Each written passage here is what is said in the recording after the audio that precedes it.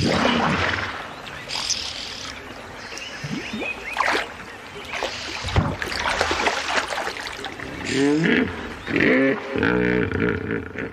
is the story of a pool and the animals that cannot live without it.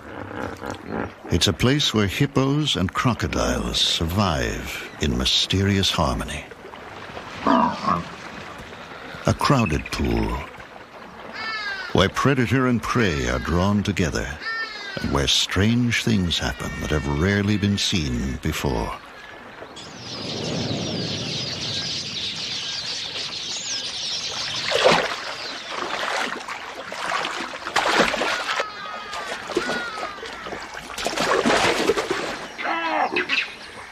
At this pool, thirst can be dangerous, and drinking becomes a deadly game of chance.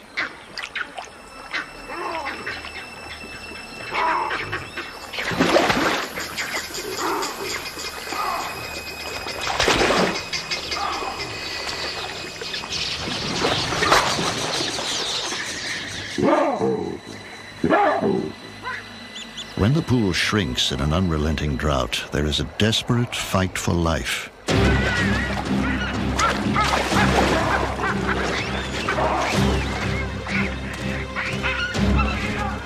A wild anarchy takes over that only the fittest can survive.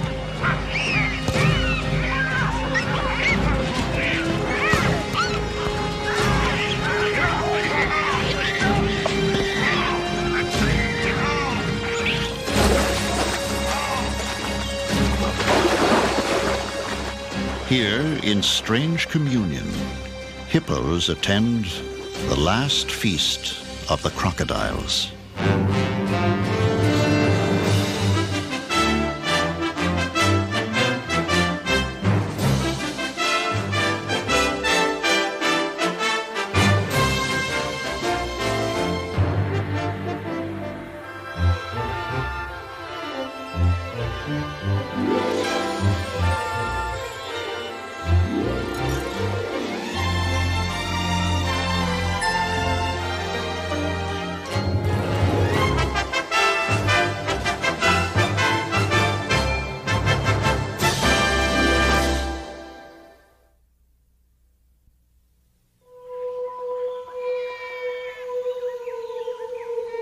A river in Africa.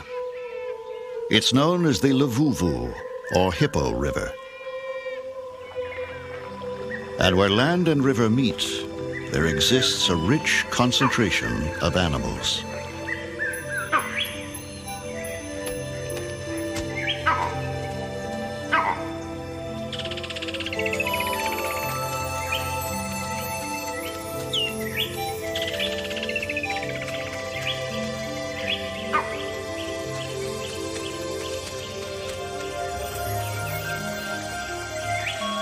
For countless years, this river has sustained life in the northern reaches of South Africa's Kruger National Park. When good rains have fallen, there is abundant water for all. But this year, little rain fell. The river dwindled to a narrow channel and finally stopped flowing. The pools that remain in the riverbed are life-sustaining oases.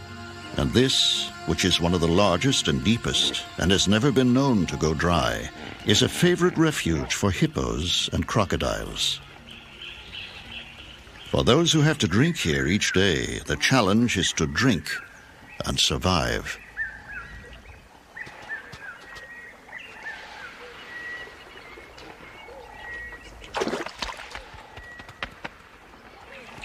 With over 60 crocodiles congregated here, caution becomes the first rule. Wise in the ways of the pool, oxpeckers, on their floating islands, drink safely. And these unpredictable giants don't seem to mind the few extra ounces of their company. But more extraordinary is this young crocodile, the smallest in the pool, who's become a regular passenger and is possibly safer basking on the surprisingly tolerant hippos than with its own kind.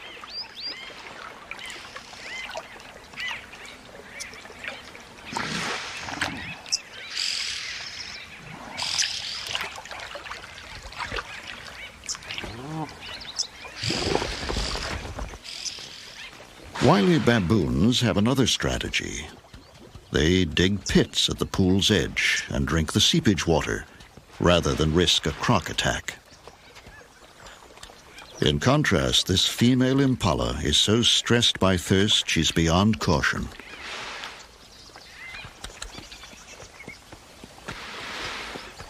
Dazed and distracted, she finally drinks in the worst possible place.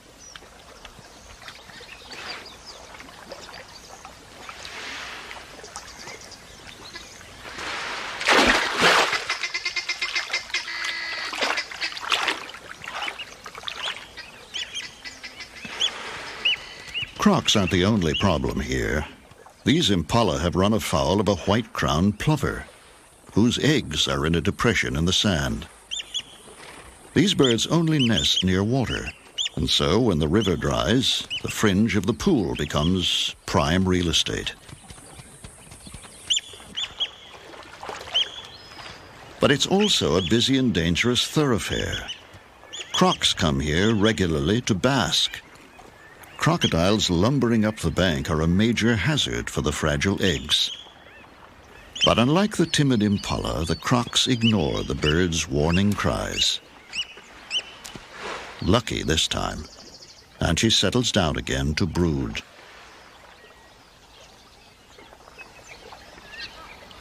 Hippos spend their nights grazing, often far from the pool, and by day they too like to lie in the warm sun.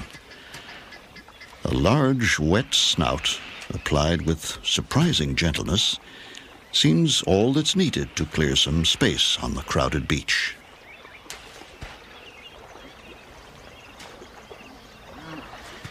There's no hurry. We're all relaxed and easy here, and the great reptiles gradually respond to gentle nudges until all are accommodated to their liking.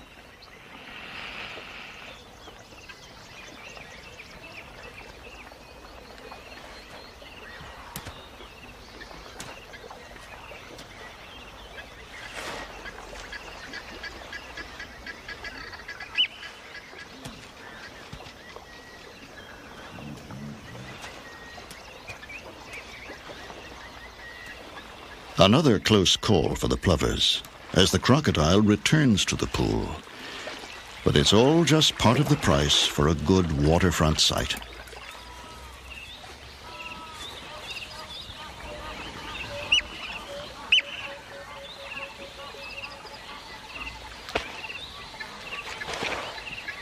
Hippos are a nuisance for the plovers.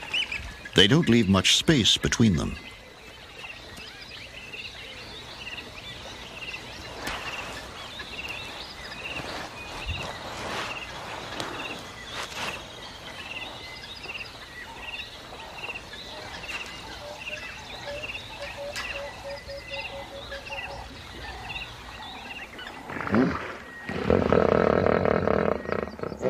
The rains that usually revive the river are late this year, and the water level in the pool drops rapidly.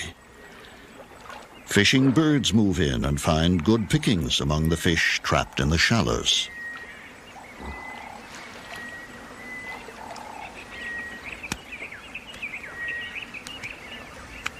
The yellow-billed stork's juggling act is no game, but a way to tire the fish into relaxing its sharp, erected spines.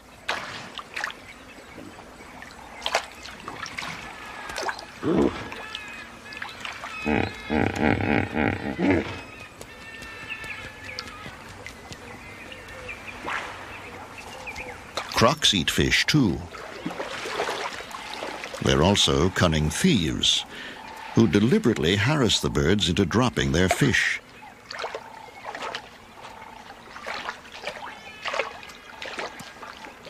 The herons must wet their catch before they can swallow it, and the crocs watch closely, waiting to move in and panic the bird at just the right moment.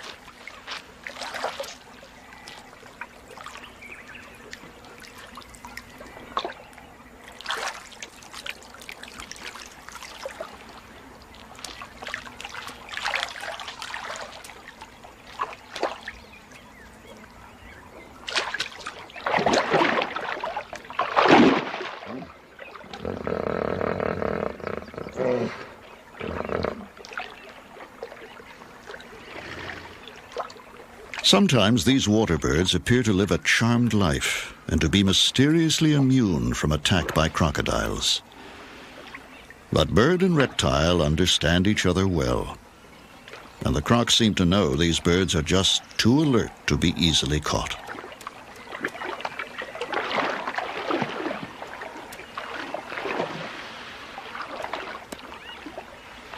But not all birds are crocodile smart. Green pigeons don't often drink. Usually they get enough moisture from the fruits they eat. But in the heat of this dry year, the birds are forced to come to water, and they're innocent of any danger.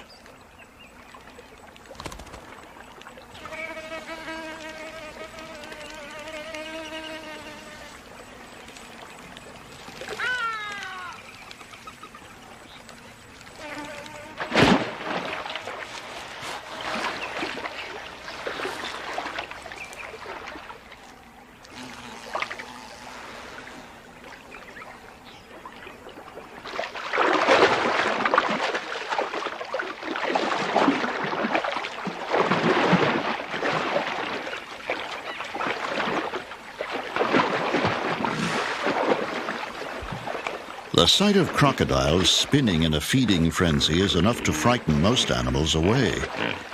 But as the crocs tear apart an Inyala bull, something amazing happens. A hippo moves in and begins to mouth and lick the bodies of the feeding crocs.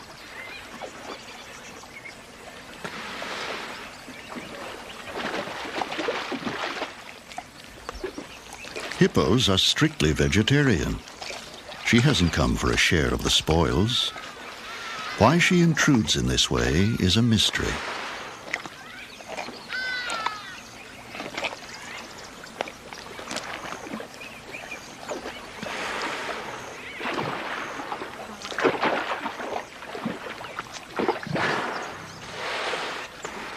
She is more powerful than the crocs, and her dominance over them is absolute.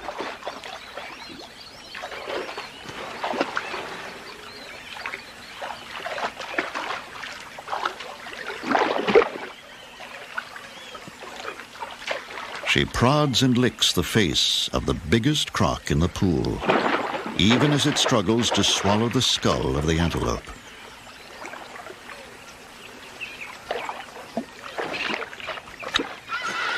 And then, as if her curiosity has been satisfied, she loses interest and leaves the crocs to their feast.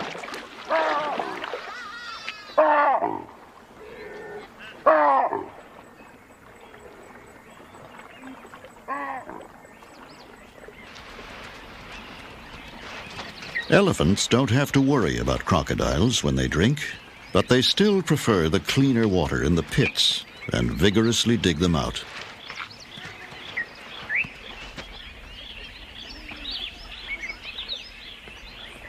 In the river bank near the pool, a large colony of nesting bee-eaters are feeding their young.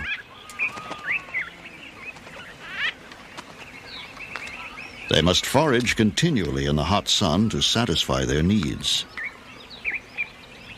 To cool off, every afternoon they fly over the pool and dive for their drinks.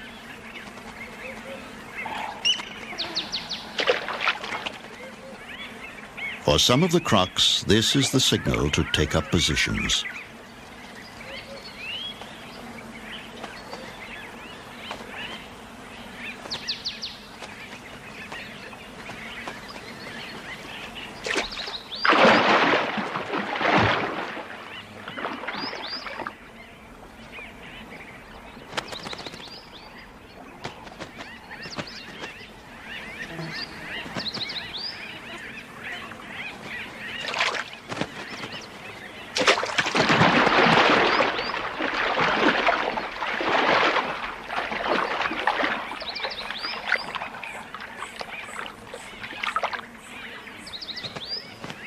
The odds are heavily in favor of the bee-eaters, and most survive the croc strikes.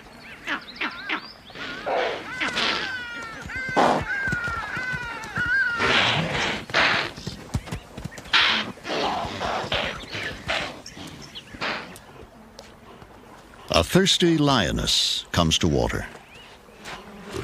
She tries a pit, but finds it full of bees.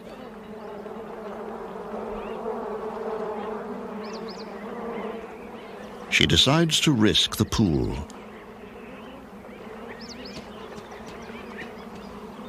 In heat like this, the bees need water too.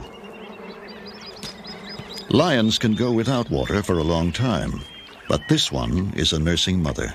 She must drink.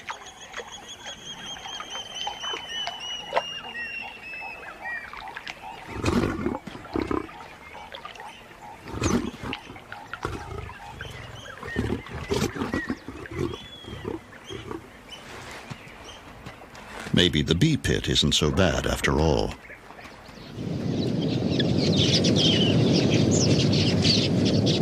Large flocks of quilias are in the area, searching for seed and grain.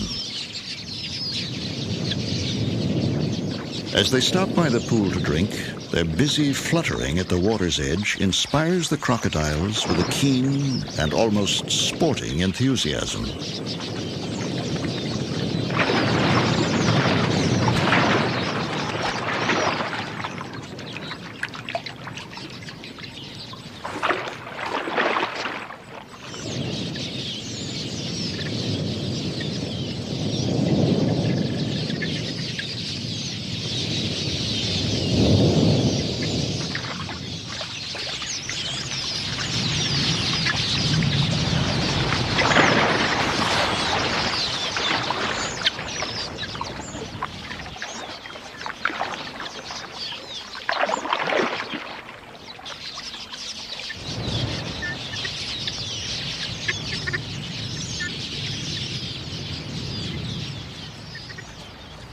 The monitor lizard is the scourge of both ground-nesting birds and the egg-laying crocodiles.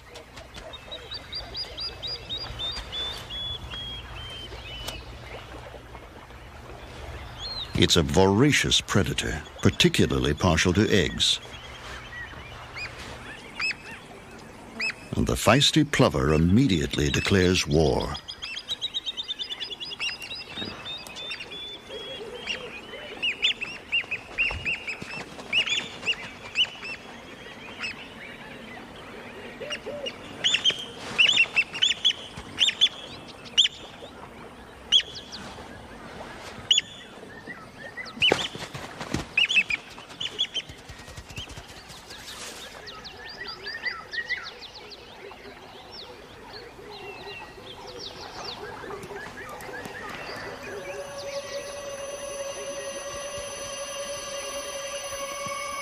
During the heat of the day, the sand becomes unbearably hot and burns the skin between the impala's hooves.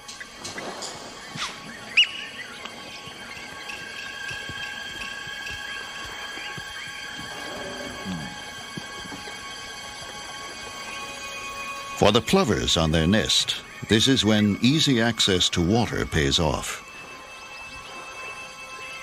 The bird is soaking its breast feathers until they are weighted with water. It then hurries up the scorching sand to relieve its mate.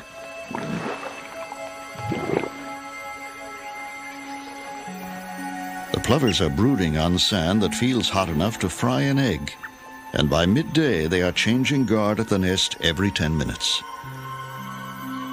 Without the constant protection of their cool, wet feathers, the eggs could not survive the heat.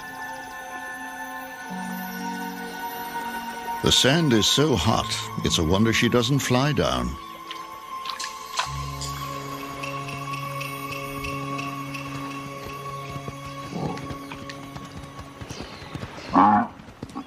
These buffalo have just one thing in mind. Their usual watering places are dry now, and they've had a long, hot journey to get here.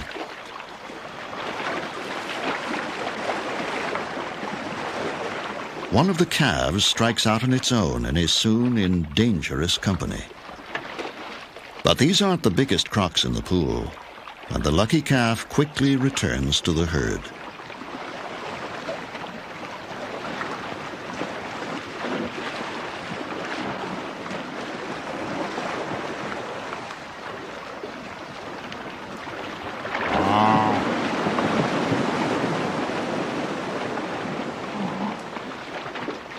Croc's intentions are clear enough, but before they can find a small enough victim, the buffalo decide it's time to leave.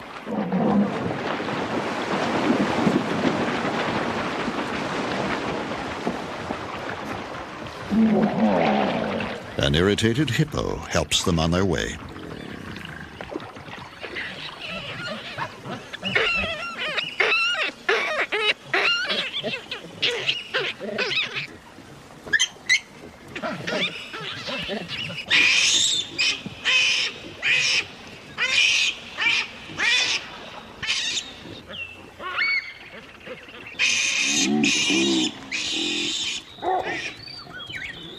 The drought and heat are now so severe that some animals with small young cannot supply enough milk, and thirsty youngsters follow their mothers to water before they're weaned, or wise enough to know how to drink.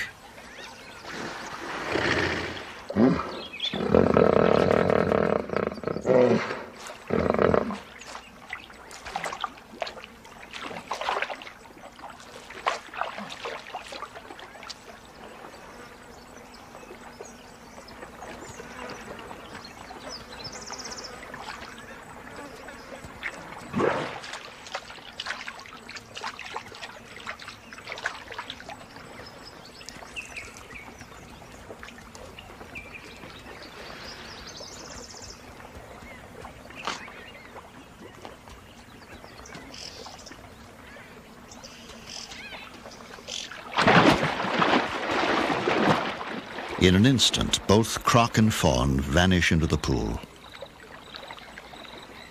leaving behind a bewildered mother.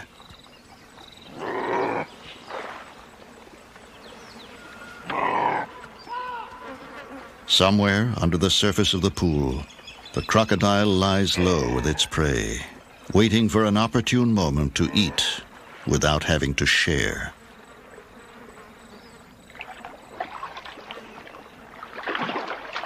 The most carefree creature in the pool is this baby hippo. She frolics around her mother in that special state that belongs to all young things.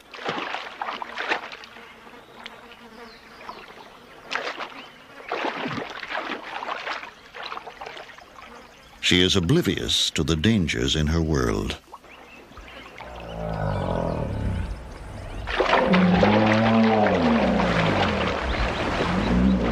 The pool is steadily shrinking and is already too small for so many animals.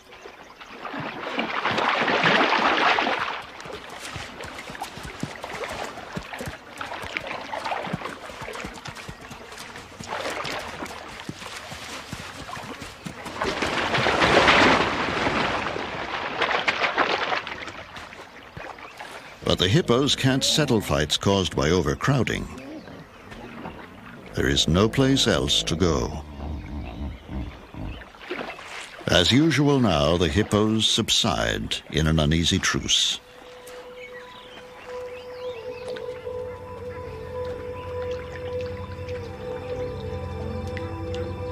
Subdued by the day's heat and temporarily at peace, the baboons relax around the pool.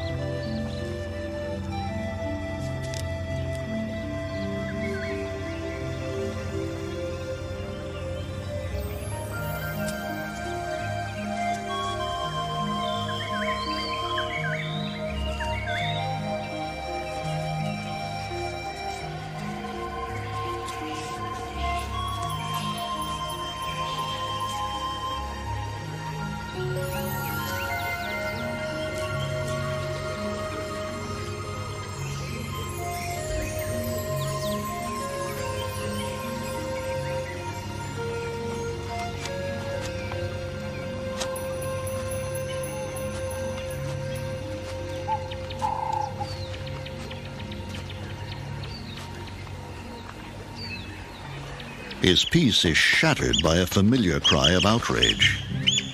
He's innocent, but he's too close to the nest, and the plover has a good eye for trouble.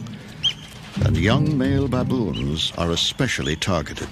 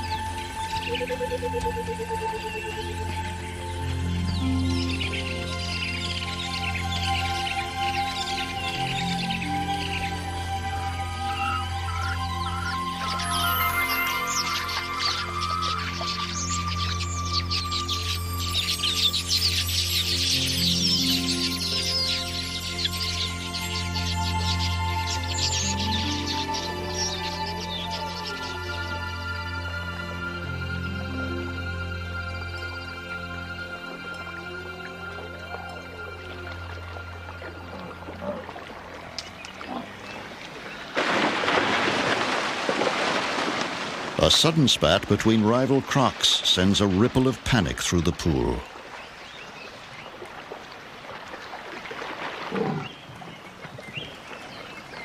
It's small wonder that the plovers are having trouble. A fresh track shows that a crocodile plowed right over their eggs. This is their third nest of the season that's been lost to the crocodiles. Starting again from scratch, the plovers perform the ritual of selecting a site for a new nest.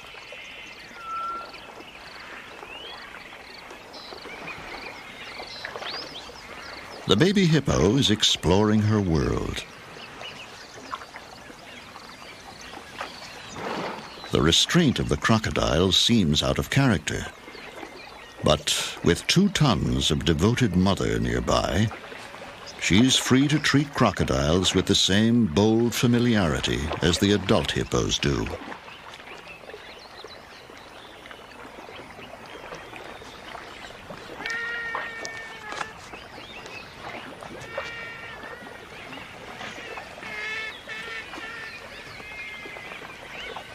These great artists of violence are obliged to hold a kindly pose as the hippo child wanders in her playground of gently smiling dragons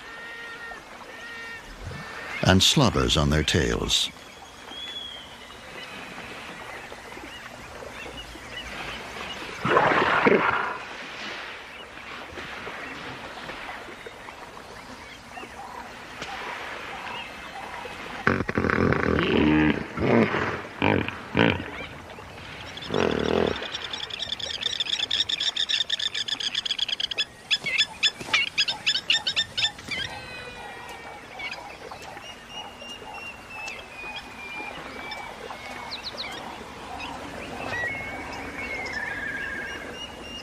A yellow-billed kite checks the pool for an easy meal and sights a dead fish.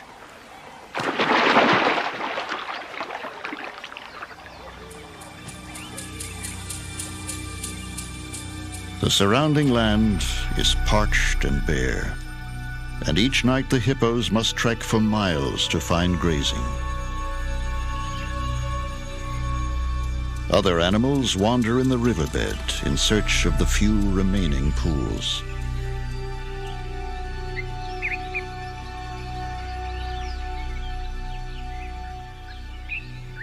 But most now are little more than reeking mud wallows, full of dead and dying fish.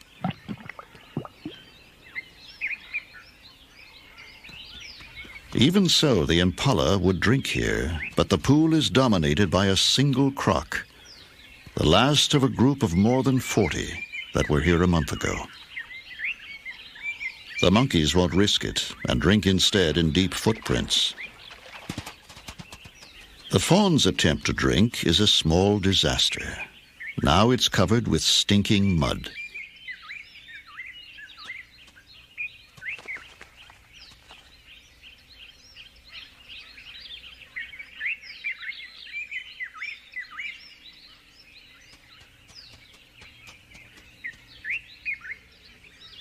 The mother sniffs her offspring but doesn't recognize it in this foul disguise.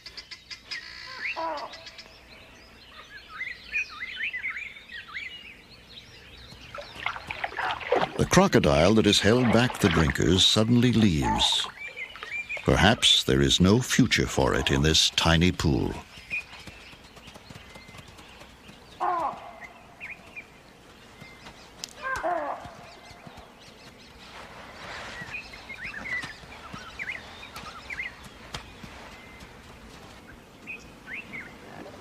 The mother has made up her mind.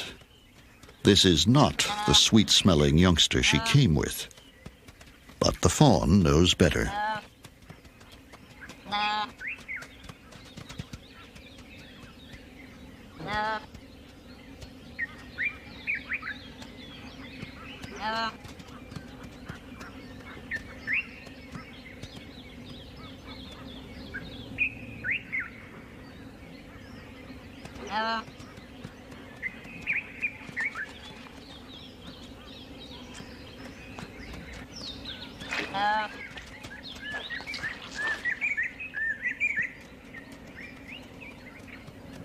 The little impala is persistent. Soon the mud will wear off, and the mother will again accept her.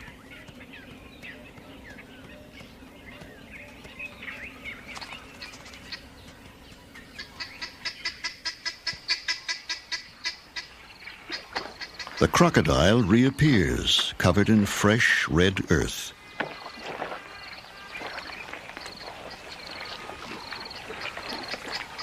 She thrusts her head into the mud and swings it from side to side.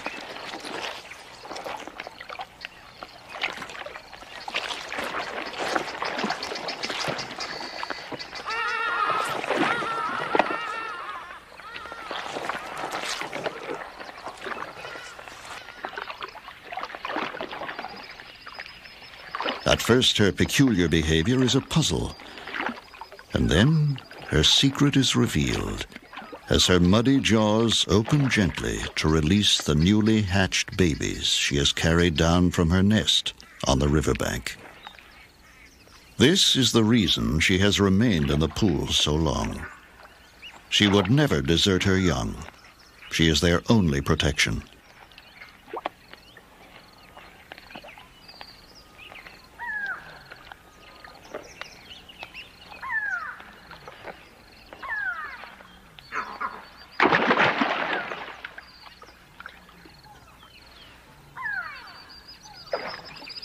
But between predators and the thick mud, there is no chance for the little crocs. And all will die within an hour.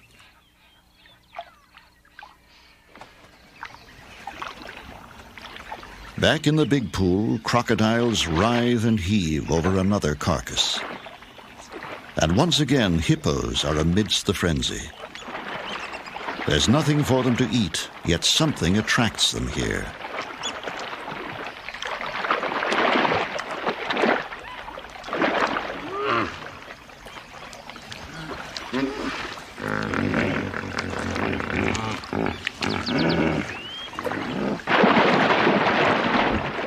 With jaws clamped tight on the carcass, the croc spins until a piece breaks off.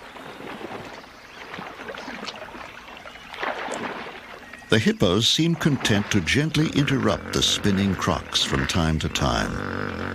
But no one knows why they attend these terrible feasts.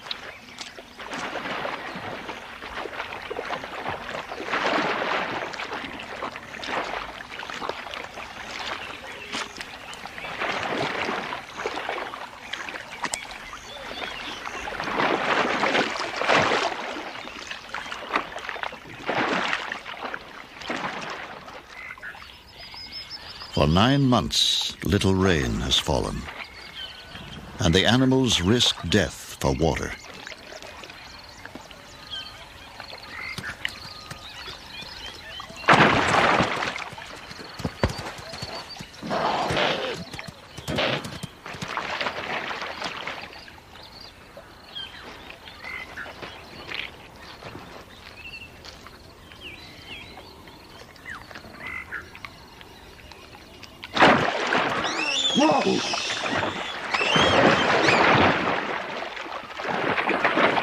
The hippo's calm is disturbed by the violent arrival of the croc's latest victim. For this one, there will be no lucky escape.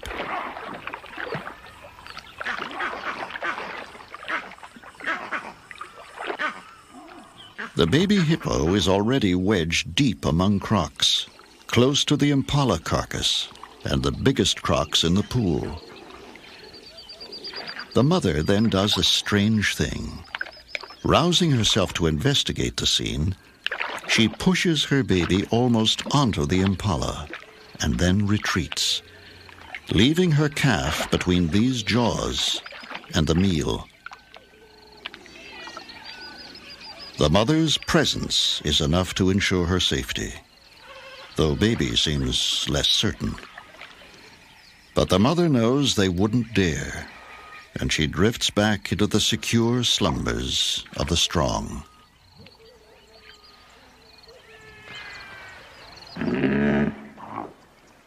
The pool has become so dangerous that most animals prefer to drink from the pits.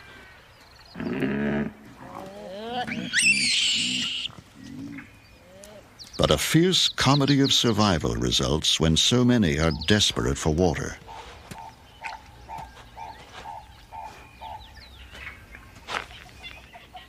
Large male baboons commandeer the pits and drink every mouthful of water that seeps in.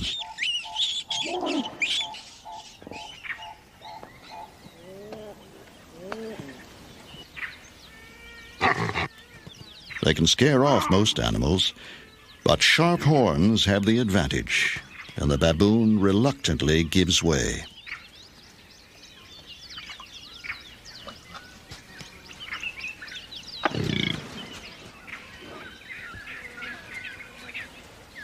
Competition at the pits is so fierce that those that can't cope with a big baboon have to take their chances at the pool. A nursing mother must have water, but she takes a terrible risk to get it.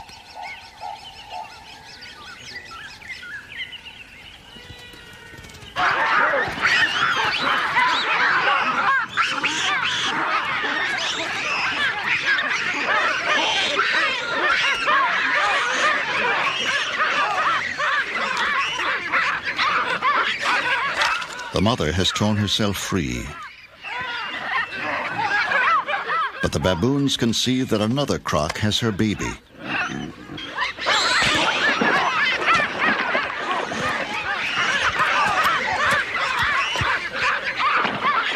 The croc will lose its prize to the others unless it leaves the pool.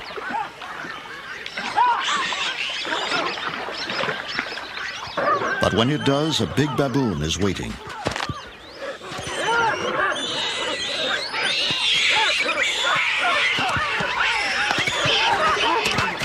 The croc drops the baby,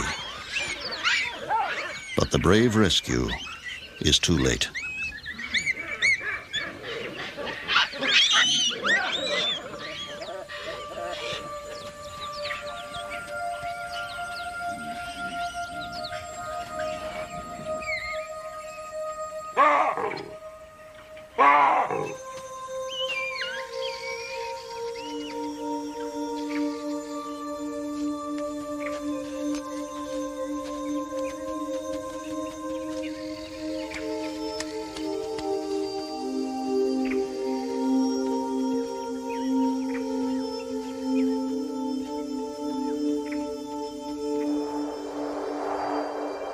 The drought continues.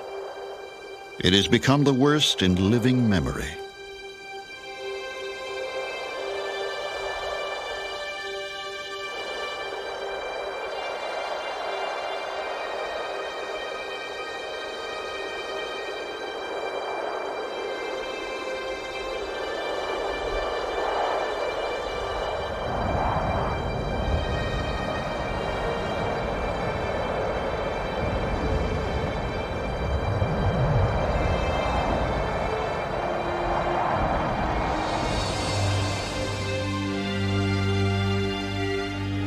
The pool has dwindled to a mud wallow, and many of the hippos have left on a final quest for water.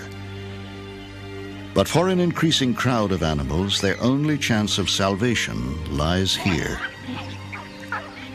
For the plovers, no eggs have survived these cruel and chaotic conditions. Every day, an assembly of desperate animals gathers around the pool.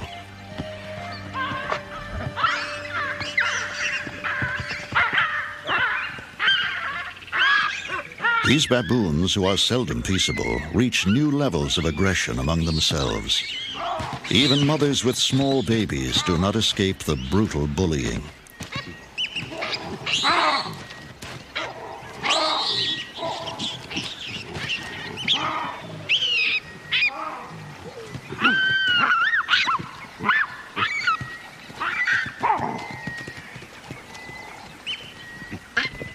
Baboons still dominate the pits, but a female Inyala, driven by thirst, is ready to fight for a drink.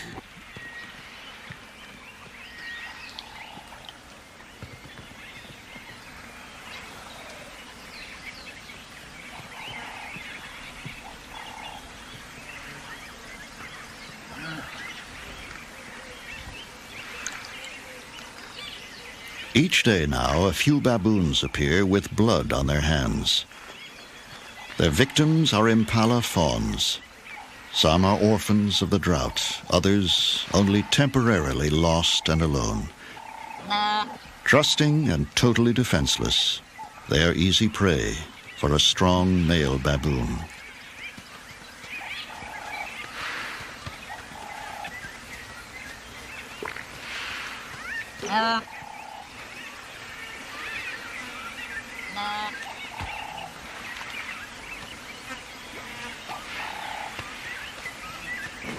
Unaware of the fate of her offspring, the mother ranges up and down the pool, calling.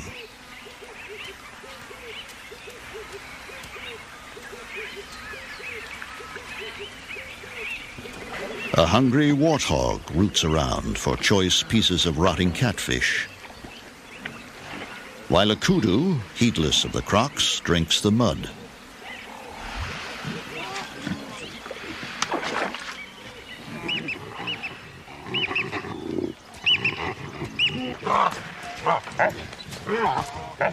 The baboon didn't keep his kill to himself for long. Yet the contest seems to be as much about male dominance as ownership of a carcass.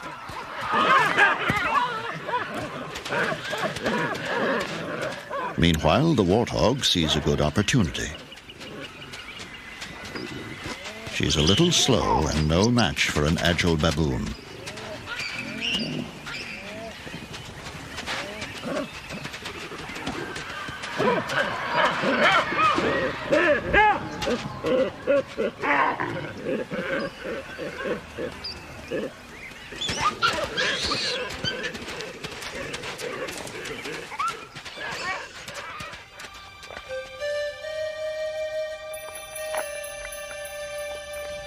As their pool dies around them, the hippos and crocs lie marooned in the mud like creatures made of clay, half-formed and waiting for their creator to complete them.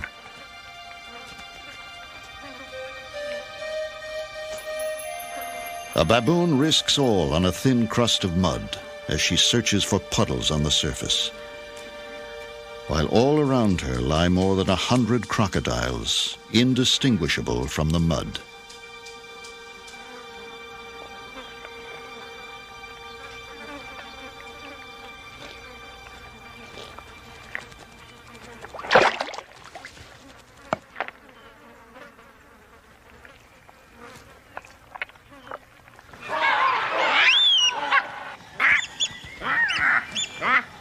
The mother is brave, but the life and death struggle is between these two. If baboons have nightmares, this is surely one of them.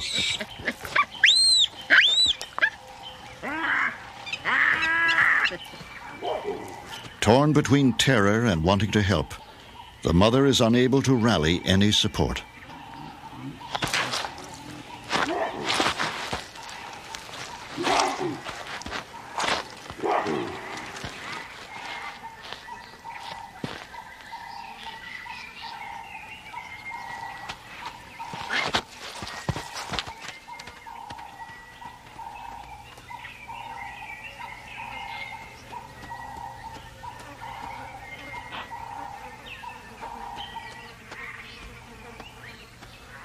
She has escaped with muddy legs, a sore face, and possibly a haunting memory.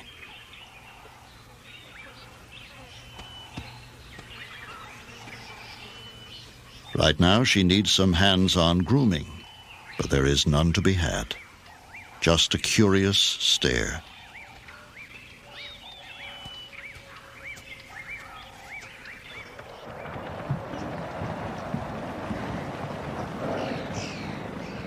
When everything seems to have reached the end of endurance, the sky fills with clouds, and relief seems at hand.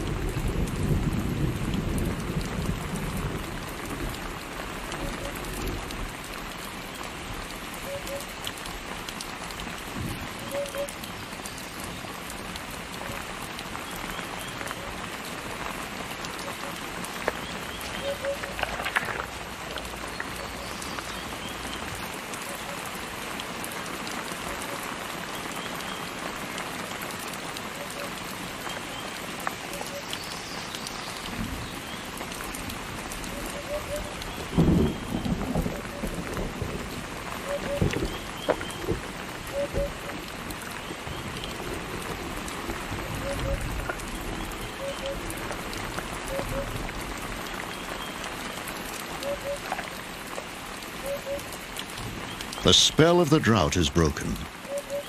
The crocs return to life and begin immediately to devour the ripe remains of some old feast that was locked in the mud.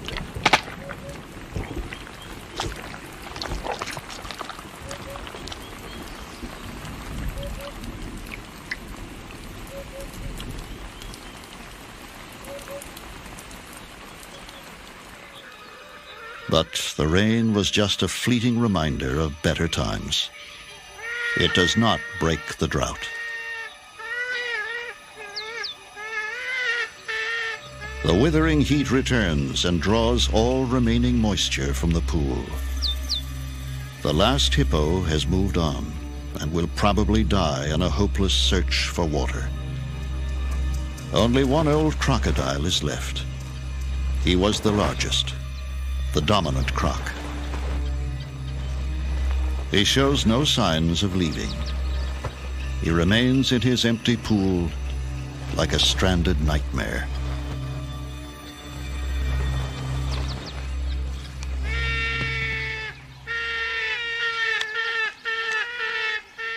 The other crocs have taken shelter from the scorching sun and the vegetation around the pool.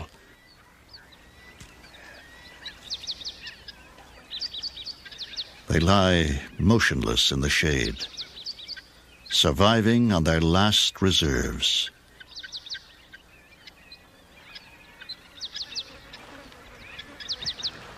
The old male croc only pushes deeper into the mud, covering himself with the remains of his pool.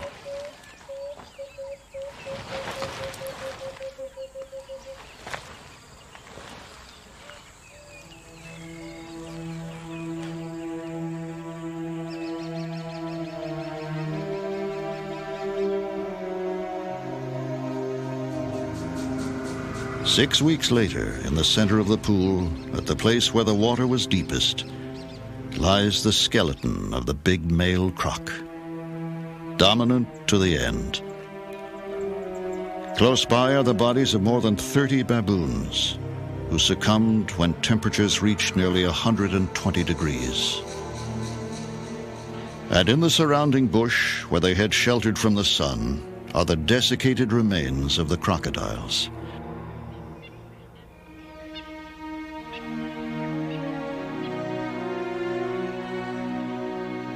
But there are survivors. In holes dug deep into the riverbanks, there are a few crocs. Entombed in the cool dark, they're able to conserve moisture and wait for the return of their river.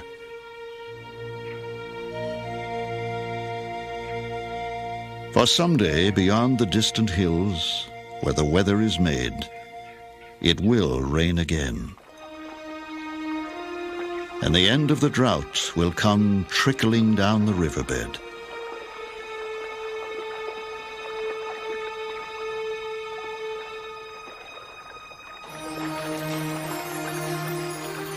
No wild calls will welcome this sight, but as the river surges and flows deep enough to swim in, who is to say that the crocodiles won't rejoice and the birds won't revel in that first flooding?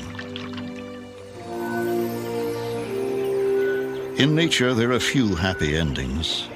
Instead, there is a continuing. When the river returns, survivors will replenish its banks, and the great cycle of life and renewal will begin again.